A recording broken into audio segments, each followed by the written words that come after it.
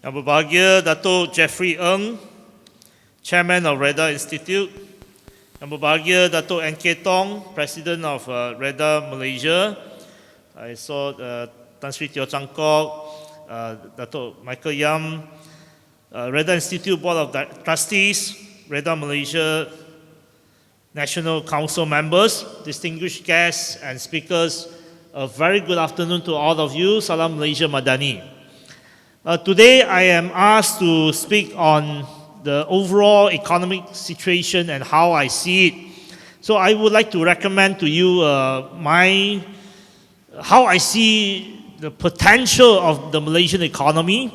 I call it a second takeoff. That Malaysia has the potential of seeing an economic takeoff like what it was in the late 80s and the first half of the 90s. The first Malaysian economic takeoff happened between 1988 and 1997. During that period of time, Malaysia doubled its size of GDP within less than a decade, and there were even wage growth were at 9%, around 9% annually.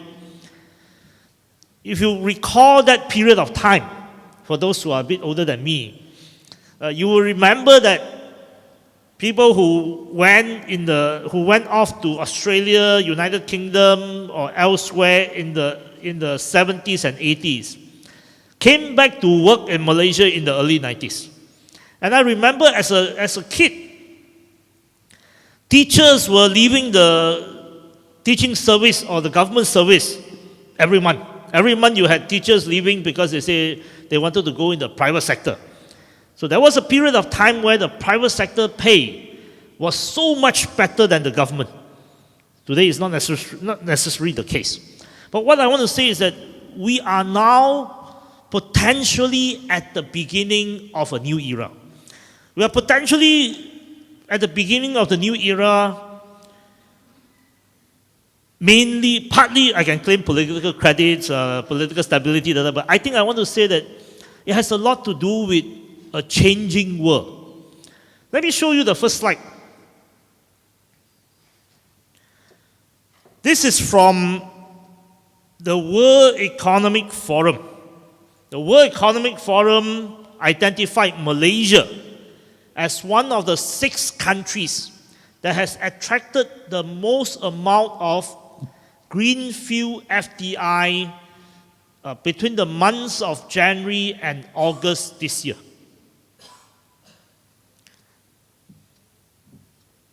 Okay, huge amount of investment, and we are one of the 6 countries in the world. And this is unprecedented in the sense that the amount that had come in or committed or promised is much larger than any time in our history and in this country's history. Second slide. Yesterday, MIDA announced the investment figures, total approved investment for the months from January to September, which was 225 billion ringgit, which is also unprecedented. It has never been so high in any year in our history. Okay, next. But now it comes to a question. Generally, if you talk to most Malaysians, they'll say, oh, are there investment?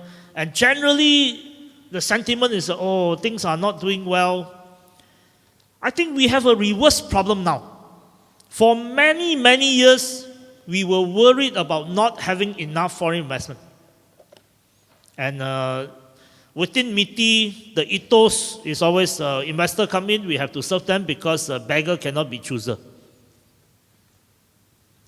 However, we may now come to a tipping point or an inflection point where we may have a lot of investment coming in.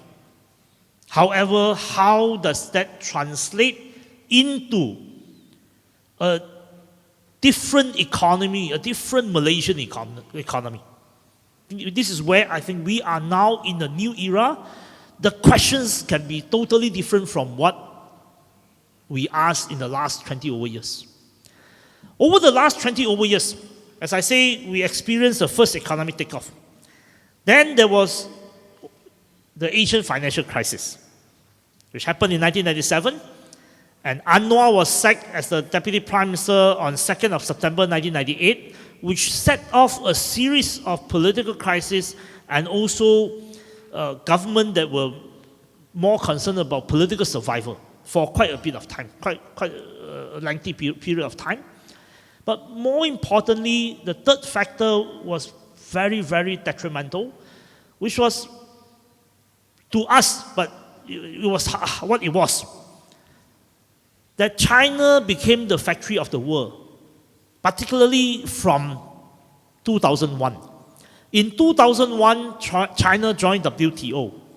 When China joined WTO, manufacturing, particularly investment into manufacturing, all went to China. China became the factory of the world. And the ethos or the guiding idea of that period of time was just in time.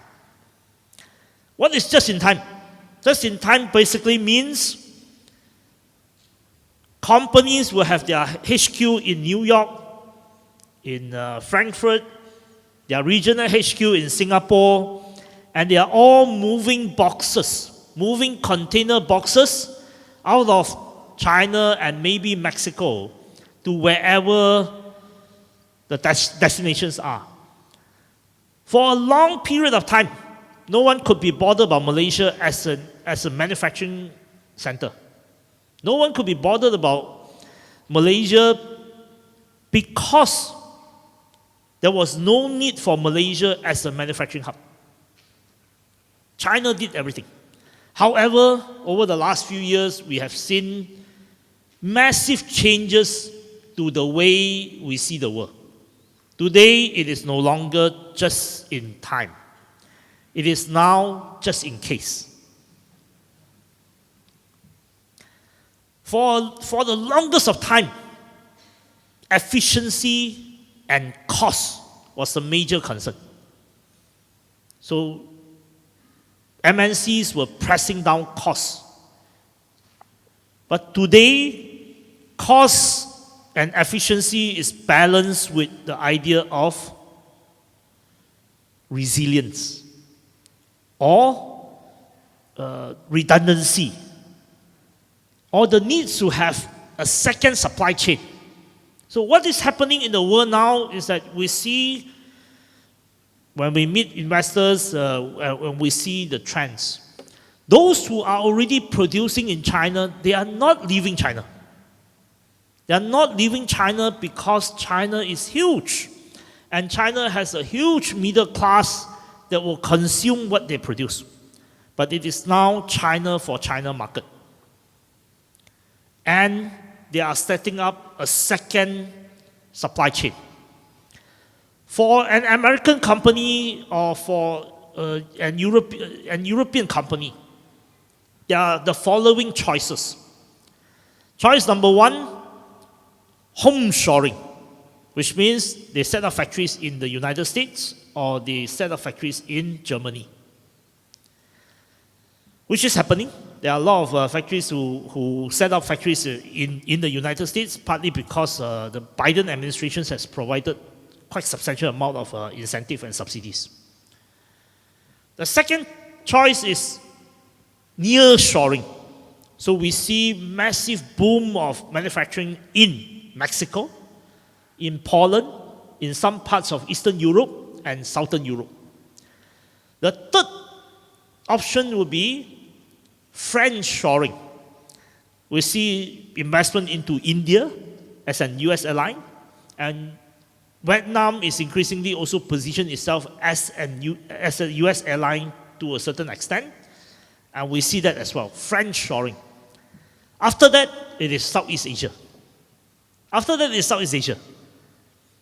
So over the period of last few years, we see massive investment into Southeast Asia. But in Southeast Asia, where does Malaysia stand? Where does Malaysia stand? I, I hear a lot of comments on a daily basis. There are people who think that Malaysia is of no good. There are people who think that Malaysia needs to import more foreign workers. There are people who think that our people are not good enough. Our education system is not good enough. We will have no talent. So my general response is this. I acknowledge that there are problems with the education system which takes time to fix. But in terms of talent, actually Malaysia has no talent problem. Yeah? Of course, when I say that, everyone look at me. That's also the purpose, so that you look at me and not falling asleep. Malaysia has no talent problem. Malaysia has a pay problem. And this is what I tell investors. Malaysia occupies an indispensable middle in Southeast Asia. We acknowledge that as far as financial center is concerned, Singapore is the financial center in Southeast Asia. We acknowledge that. Singapore, financial sector, in terms of services, Singapore is far advanced. But Malaysia is also not Vietnam, Malaysia is not Indonesia, Malaysia is not Thailand. We are not them because we do not have a huge labor force. We do not have a huge population. We do not have the demographic dividend. However, when you think about Southeast Asia, now that to a certain extent, to a European company, to a German company, or to a Chinese company which is supplying to a German company or supplying to a US company, they now have to somehow find a second production line, second supply chain outside China. And when they look at Southeast Asia, how should Malaysia position ourselves? We should see ourselves as an indispensable middle. I tell investors, I say, Malaysia can do most of the things that you want to do in Singapore. Okay? Malaysia can do most of the things that you want to do in Singapore at 1/8 or 1/10 of Singapore land costs, but you will have to accept the fact that you may have to pay half to 2/3 of Singapore pay in order to get the people you need. The Malaysian employers, some of the more prominent employers are also seated here. The Malaysian employers have accepted that, or have somehow internalized this idea that Malaysia is 3,000 miles away from Singapore. Malaysian employers refuse to accept that the Malaysian labor market and the Singapore labor market is actually one single labor market. Malaysian labor market and Singapore labor market is only separated by 1.5 kilometers of walking distance. If the employees in Malaysia are not happy with the conditions, they will walk across the causeway and work in Singapore, which is what is happening. So the Malaysian employers are competing with two competitors. They are competing with Singapore Pay, and we're also competing with Grab and Foodpanda. Malaysians do not want to work in formal employment because pay is too low. So we are now with an opportunity. We now have an opportunity to reshape our economy because of the global shift. We will have to find the indispensable middle in Southeast Asia where Malaysia can do most of the things that you want to do in Singapore with 1/10 of the land cost or 1/8 of the land cost, but 2/3 of Singapore pay. And that is where I think we should position ourselves. We are lucky because we have all these mega trends, geopolitical shift, digitalization, climate change, and which is why in the new Industrial Master Plan 2030 launched by Prime Minister Dr. Sri Anwar Ibrahim on 1st of September, we envisage this vision for the manufacturing sector. We want the manufacturing sector to grow in terms of value added by 61% within 7 years. We want to see employment in manufacturing sector increase by 20%. However, we would also like to see the medium wage, manufacturing medium wage growing by almost 130%. Why we want to see this? I'll give you an example why our labor market is distorted. Throughout the world, or most countries in the world, you will see that the manufacturing medium wage is definitely far higher than general medium wage in most countries. Why? Because the manufacturing sectors are usually the most advanced sector in most societies. And therefore, in order to retain talent and people in the manufacturing sector, you will have to pay higher than general medium wage. But here in Malaysia, we are in a very unique situation. The general medium wage for 2022 was 2,424 ringgit. What is a medium wage? A medium wage is the number where 50% of the population or 50% of those assessed, and in this case, 50% of salarized Malaysian, they are paid at 2,424 ringgit, and the rest are below. Okay? So 50% of the populations who are getting a salary, they are earning less than 2,424 ringgit. It is a long-term crisis.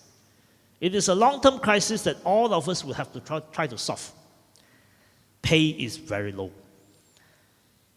And manufacturing medium wage was 2,205 ringgit in 2022, which is much lower. What we hope to see, what MITI and the government of Malaysia, the new government, wants to see is to see the manufacturing sector as a catalyst. That the manufacturing sector will be able to reach 4,510 ringgit medium wage by 2030. And we want to see that we can take advantage of the shift I mentioned earlier. This once-in-a-generation shift that I mentioned earlier to create a second economic takeoff for Malaysia. And if we can see that second economic takeoff, everything else will flow. The next slide, please. Moving forward, I think there are 6 major engines of growth that will drive the Malaysian economy. And these are engines of growth that will make a difference, and these are engines of growth that will change the economy for the better. The first engine of growth, which I wish not to elaborate further, is reindustrialization. We have experienced a long period of time of premature deindustrialization. Manufacturing becomes something that we don't think is viable anymore, and manufacturing sector that we have is playing at the low end, but we are now seeing a potential of massive reindustrialization, and as I mentioned earlier, we want to position ourselves as the indispensable middle in Southeast Asia, and we want to push higher so that we can do manufacturing just like Singapore is doing in high-end manufacturing. Now, I listened to, and one of the earlier speakers mentioned that we shouldn't be doing manufacturing. For your information, Singapore is also a manufacturing powerhouse and is still a manufacturing powerhouse. Many of the Singaporean factories are hiring Malaysians. Every morning, there are 50,000 Malaysians on motorbike going into Singapore to work as cheap labor, and many of them are working in manufacturing sector. Any society cannot do without some form of manufacturing because that is the most sophisticated part of the economy. But do we want to play in the industry where Bangladesh can do better in terms of providing cheap labor? Do we want to play the game of in areas where Indonesia can do well? Maybe not. Maybe we can form a vertical integration, a more collaborative relationship between Malaysia, Singapore, and Indonesia in a vertical manner, that we don't necessarily have to compete with each other. When Prime Minister visited Indonesia, visited Jakarta in January. He was involved in a dialogue. And during the dialogue, an Indonesian businessman asked him, he said, Dato Sri, why are you coming to Indonesia to talk to us about labor? Why don't you just invest in Indonesia and tap into our labor instead of hiring Indonesians to work in Malaysia? And for your information, because there is an economic takeoff in Indonesia, very few Indonesians are interested to work in Malaysia anymore. The ambassador to Kuala Lumpur from Indonesia mentioned that just before COVID, there were about 1.2 million legal Indonesian workers registered with the Malaysian government, and now it's only about 500,000 or less than 500,000. Increasingly, Indonesians do not want to come to Malaysia, in part because wages is also too low. The Jakarta minimum wage is higher than Malaysia's minimum wage. Anyway, so the first, engine of growth will be reindustrialization. The second engine of growth is green transition. Green transition in all forms. The electric vehicles, the supply chain, the value chain that comes together with EV, carbon capture, solar, and all renewable energy. There is a whole value chain that comes with green transition, and each of these green transition will require new investment. New investment in your shopping mall, new investment in your factory. All this will come, and this will be an engine of growth if we steer it in the right way. The government has announced the National Energy Transition Roadmap. More will have to be done to take it to the minute level and to make it a transition that embrace and also having all Malaysians taking part. To your home solar, to many Malaysians starting to take EV. All this will have to happen, and green transition will be a major engine of growth. Tech up. Malaysia has been playing at the labor-intensive segment of the economy for too long. It is time for us to start thinking about automation, to do it in a big way, digitalization, general adoptions of technology, and innovation. This is also an area where, for example, currently maybe a factory is hiring 1,000 people or 2,000 foreign workers.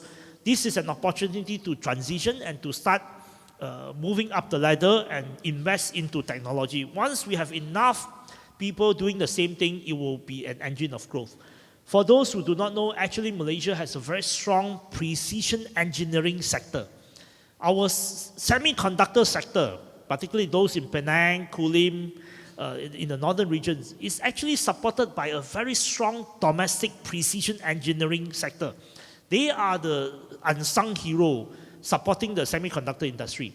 And we have actually very capable companies or very capable firms that produces factory line, produces cobot factory line, robot factory lines. But these are not, we cannot disclose it because these are all under NDA. And they are supplying globally, not just to the semiconductor industry in Malaysia, but globally. And some of these champions are really interesting companies. Once we have an ecosystem, once everyone is doing tech up, we will see Malaysia as at least a powerhouse for precision engineering, for automation machines. Our automation machines do not have to be expensive as Japan or German machines, but once we have a sizable market, I believe that this will be a huge engine of growth. I call this the fourth engine of growth as good life. If we can create better pay, better jobs, and better businesses for Malaysians, there will be a sizable middle class. And when we have a sizable middle class will demand better life. And better life includes better infrastructure, better public services, better healthcare, better mobility, better livable city, better food security, and better social protection. All this will be a form of investment, including care economy, aged care, care for the elderly, care for the medical needs of various sorts. This will be also an engine of growth. Number 5, I call this services. We produce, my ministry is also taking care of trade. We have a trade surplus in trade in goods. However, we have a deficit in trade in services. We import a lot of services, but we have so many professionals. We have so much potential in improving our services sector, and I believe that will be a huge engine of growth as well. And finally, the sixth engine of growth is empowering the regions. One of the most talked about region now is the Johor Singapore Special Economic Zone. But beyond Johor Singapore Special Economic Zone, the Sarawak government is taking what they call the state to green transition, in a massive green transition. There are potential along the ECRL. Once the East Coast Railway is completed, there will be potential along there. We have a very strong semiconductor valley or semiconductor region in the form of Penang, Kulim, and Northern Perak.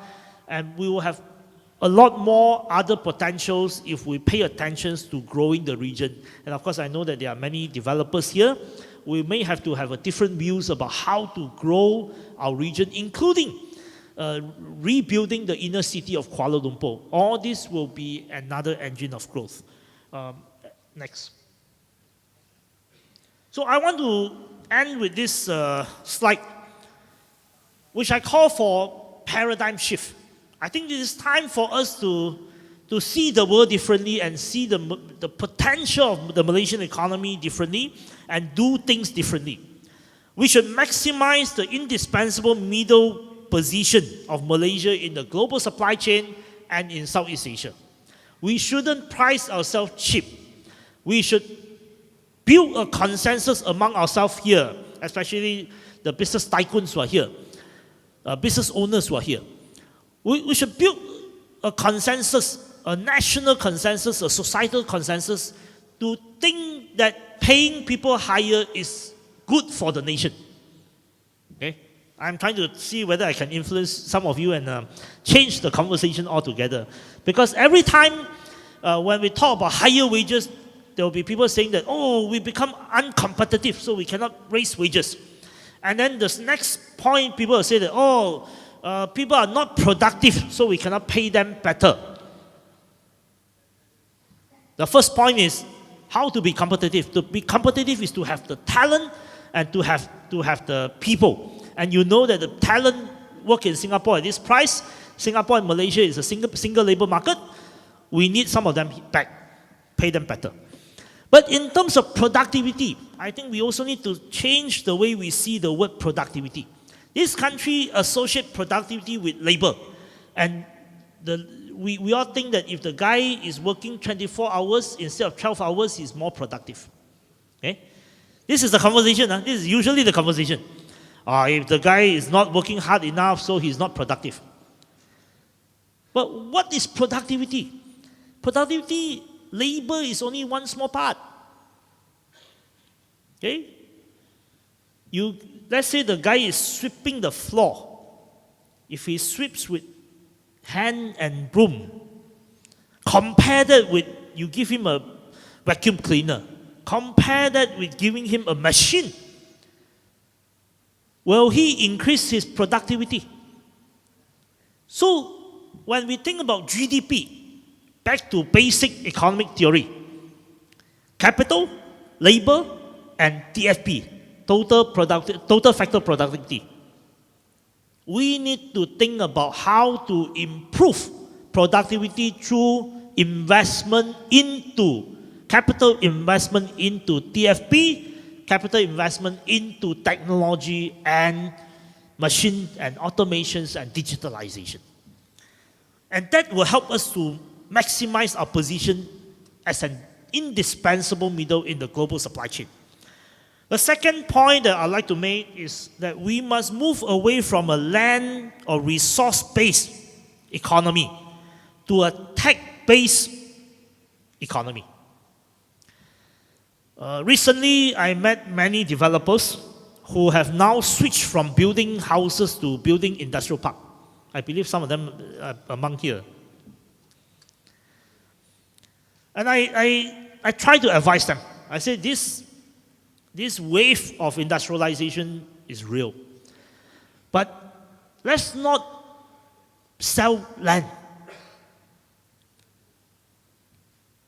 So let's take this as an opportunity to change development in this country. You see, if you build an industrial park and you sell individual pieces of land, surely there will be people coming to speculate. Those who have capital, they'll buy and then they'll speculate. Then after that, someone will come, someone will not build. You have empty land here and there. After a while, you hand over to the council. Nothing happened. The council have no money, not repairing it. 20 years later, it's same like all other industrial park. But imagine that this is a golden opportunity, that we think of building industrial park through some form of REIT. But not just REIT. Think of the developers who are developing industrial park. Instead of selling industrial park, can they invest in the companies that are setting up shops in your industrial park? So that the developers no longer think about land. The developers start thinking about developing industrial supply chain. Because when you talk to manufacturers, it is about supply chain. It is about ecosystem. Can the developers now take this opportunity to transition from land-based economy to an investor in technology? To become an investor to spot which will be the good pair in the ecosystem and start thinking about nurturing industry. Say, for example, you have the major, the Chinese call 龙头, you have a big anchor tenant. But the rest, can you think of yourself as an investor into the companies and using land as a leverage rather than selling land? Now, if we can transition, including the GLCs, I'm saying this to the GLCs as well, the GLCs which are developing industrial park, can we not see ourselves as developer of land, but developer of technologies and investors into future technology? Now, if we can see that, then we will be able to move away from a real estate economy to one that is based on real sector. The third point, I have said enough. I say we should move from a labor-intensive economy to valuing and paying for skill, and from a low-wage workforce to a resilient middle-class society. I added the word resilience before the word middle-class society because I think Malaysia's strength is that we are a stable society. Even government are not stable previously. Government were not stable previously. Our societies were quite stable. We had no major societal challenges, which is a plus point for every one of us. But we must be wary of income gap, wage gap, and wealth gap in our society. The gap in Malaysia is not between Kuala Lumpur and Kelantan, or Kuala Lumpur and Sabah, or Kuala Lumpur and rural Pahang, for example.